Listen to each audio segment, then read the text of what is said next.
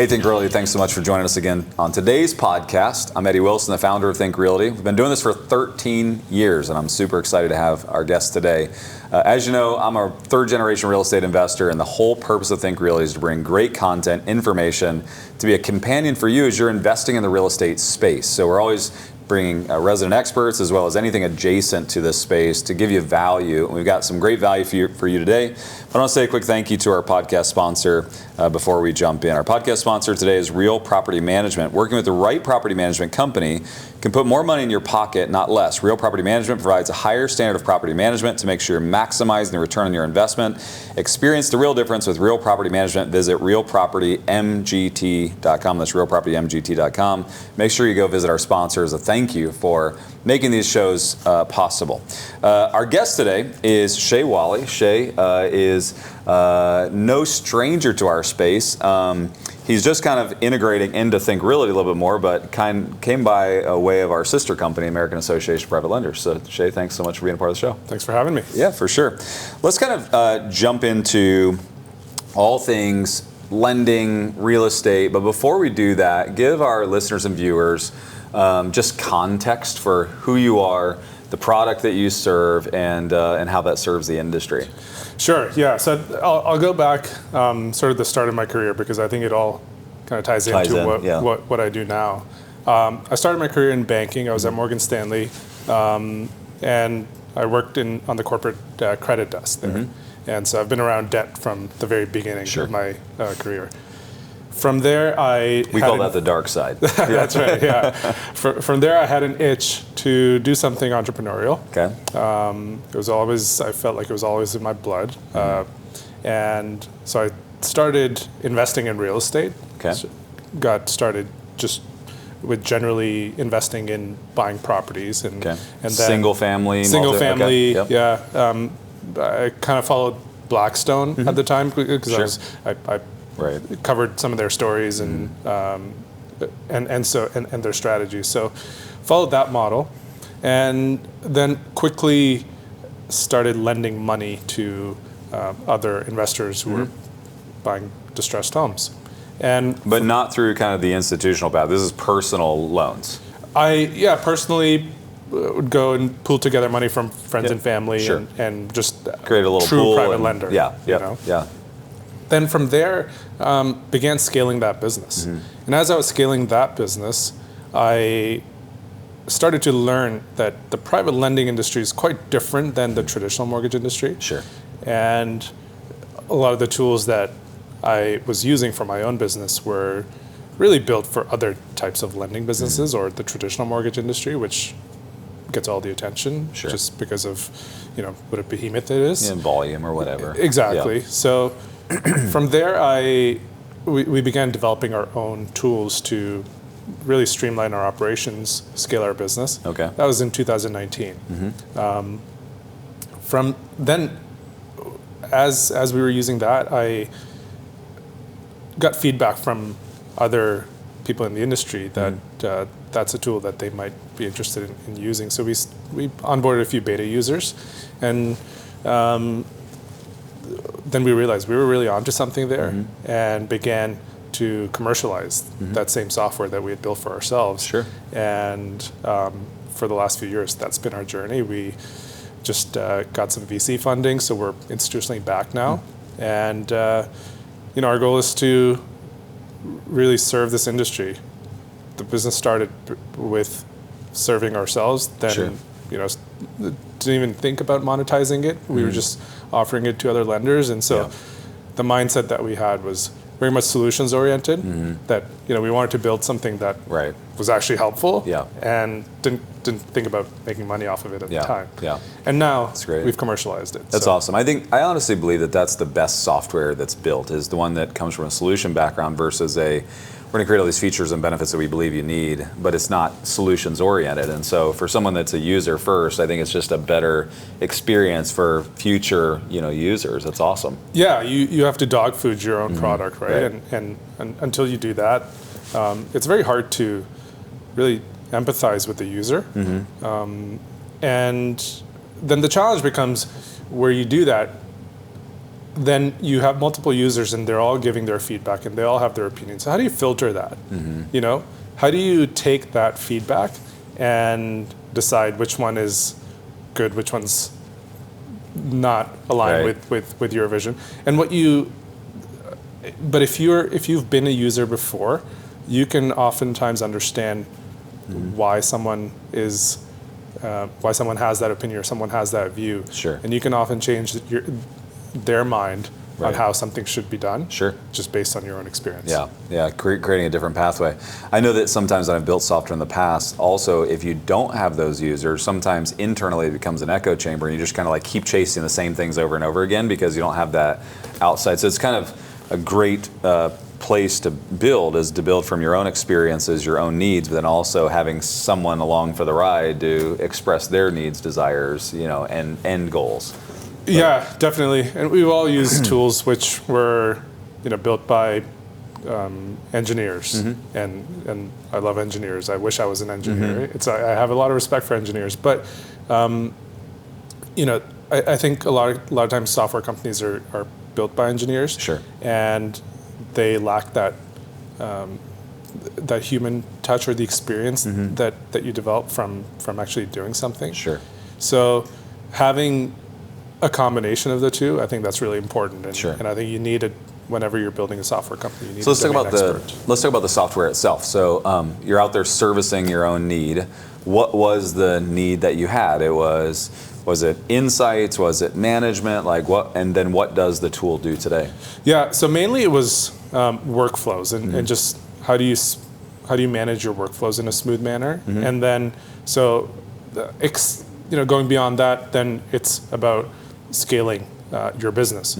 So you can learn a process and manage those workflows if you're doing it for yourself. Sure. But then as your team grows, you want them to get up the learning curve quickly. Sure. And it's very tough to do if you have tools that are sort of dispersed and don't talk to each other, and they have to enter information multiple times because some of those tools that we were using were very siloed. So we wanted to make sure that there's continuity in the workflows. And so when we looked at the entire value chain, the entire process from start to finish, and the idea was to build a tool that can manage all of those while eliminating redundancies and eliminating broken workflows. Yeah. So that was the main goal of it. And first and foremost, it's a workflow tool. Sure. It helps people manage their business more efficiently. And then now we're adding more to it as we go. So great. Adding other enhancements. Yeah. If I'm a consumer and I'm listening, to kind of cut through it, the question I might ask is like, what problem are you solving for me? And so like, to kind of take it down into more of the consumer need or the business need, what problem are you solving? So what I heard from a lot of people in the industry, and somewhat anecdotal, but every 8 out of 10 lenders that I talked to, they weren't using any tool at all. Sure. And they were just managing their loans in Excel or just some generic software. Some Google Sheets or whatever. Yeah. Yeah, and to me, what that meant was, they were sort of, making it work, but they weren't necessarily providing a good experience to their own team or to their customers. Right. And so what we've tried to do is just elevate that experience that everyone in the industry, everyone in the value chain gets to have. And so, we that was something that we heard over and over people wanted. Yeah. They wanted something that was easier to use. And, Sure. And that was, where people could actually scale their business quickly. So I think what we've done with our tool is just allowed people to kind of allowed them to just outsource that piece to us, where they don't have to go and rethink the process every time. Sure. We've already thought of that for them. Yeah. And then they can just go out and focus on getting more capital, getting more business. That's great. To this audience right now, there's a lot of real estate investors. But real estate investors, I think sometimes we put them in a box. We're like, oh, these people are buying single family properties. most of our viewers and listeners are, yes, they may have their hand in real estate, but they have their hand in everything, right? Like they are doing what you're doing. They are lending to a friend. They can't find a deal, so they still want to put their capital to work. So they're over here lending on this, or they're talking to their friends and family. They've been making money, so they're taking that little pool of capital and they're lending it out. What advice do you have for somebody like that that maybe is like pre-scale? They're dabbling in lending because a majority of them are to some degree. What are the next steps? Is it to dive into systems and processes? Is it to find the right tools? Is it to go after capital? Like, what are the steps for a mom and pop type lender that needs to move more into a sophisticated lending practice? Yeah, good question. And my answer applies to any business just as much as it applies to a lending business, which is to find your niche, find your specialization.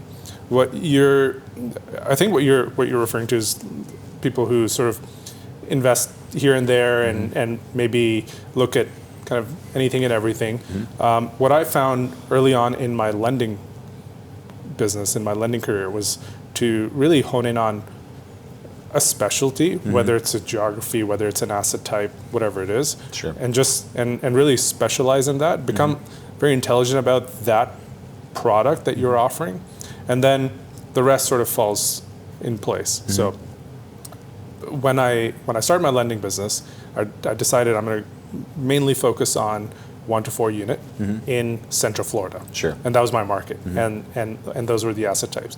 And it became much easier to go out and raise capital because I was viewed as an expert in that, because I knew so much about. You could tell the story about that asset.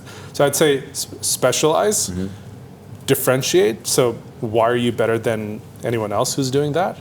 And the more you narrow down, the easier it is to differentiate yourself, because you understand the nuances. You truly become an expert.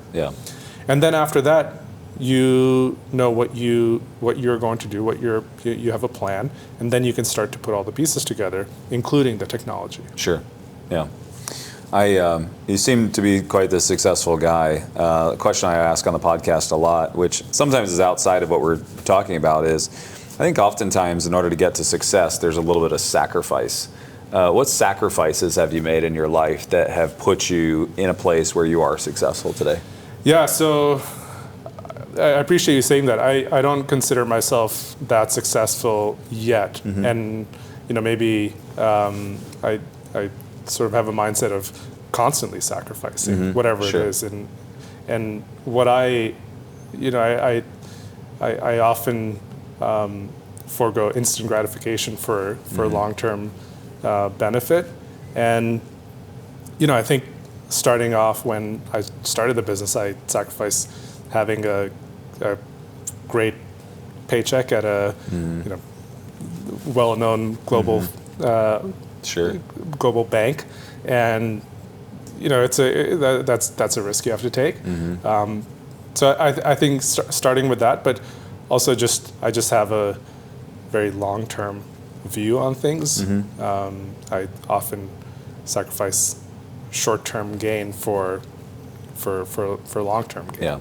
I think it's wisdom. I think that so many people in our space, they're well versed in that. Like real estate isn't a typical short-term. They might find a short-term process. They're wholesaling or doing some flipping, but for the most part, our people are buying into hard assets, holding on to them for a long period of time. They're supplementing their retirement through this process, and so I always like to reiterate those things, because I think sometimes we feel like, this person just naturally got to where they are, and I think we always need to highlight what it took to get there. I mean, to take a leap from Morgan Stanley to a place where you're building a software company, that's a pretty, and raising venture capital money, it's risky, right? And so there's a lot of risk in that, right? Yeah, absolutely. And just like for private lenders, a day-to-day example would be doing a risky loan, and just because it's part of your business where your reward is tied to you doing loans and doing that, but what are you doing that you're doing that at the expense of future business. You're going to lose trust from your capital investors. You're making a choice that's giving you near-term gain, but at a pretty big expense Sure. long term. Yeah, very good. Before we close down, last piece of advice for a real estate investor that's out there looking at the market right now. The market's kind of undulating, a lot of uncertainty in the marketplace. Any advice you'd give to a real estate investor that's maybe sitting on the sideline, maybe going all in, just where we are in the marketplace today? So, I think I often hear a lot of people who talk about who try to time things and who talk about markets being good, markets being bad, and I just have a very different view on how I view the market, and that's every market has an opportunity, Sure. and you just have to capitalize on that opportunity, whatever Sure. it is. It's easy to do in the stock market where you can short things if you have a bearish view on things, and you can go long on things where you feel bullish. But I think even in real estate, there's always opportunity if you think that you can always be opportunistic. So I'll sort of go back to my point about picking your niche and specializing in certain things. I think if you do, you'll have insights into geographies or regions or assets, and you'll be able to take advantage of those no matter what, no matter the market conditions. Sure. There's always a time to take action, regardless of what it is. Yeah, great advice, great advice. How can they find you, find out more about the software? Yeah, so baselinesoftware.com. We're on LinkedIn, and website or my email, wali@baselinesoftware.com. Okay, appreciate it. Thanks for being on the podcast today. Thanks, Eddie. Yeah, appreciate it. One more thank you to our podcast sponsor, which is Real Property Management. Working with the right property management company can put more in your pocket, not less. Real Property Management provides a higher standard of property management to make sure you're maximizing the return on your investments. Experience the real difference with Real Property Management. Visit Real Property MGT. That's realpropertymgt.com. And one last plug, our Think Realty Plus program. If you have not already signed up for Think Realty Plus, it gives you everything we have to offer. It gives you access to our conferences, to the magazine on your doorstep. It gives you access to our resident experts, our monthly calls, everything we have to offer, and it is $14.99. We want to be a companion for you. We don't want you to look at us as a massive expense. We want to be low cost enough that you can kind of absorb us into your world. We can provide data, information, and access to great people. And that's what Think Realty Plus is all about. If you go to thinkrealty.com, use the code LAUNCH. Use the code LAUNCH, you'll get that special at $14.99. And we'd love to have you as a part of the Think Realty family. Thanks so much for being a part of the podcast today. Have a great day.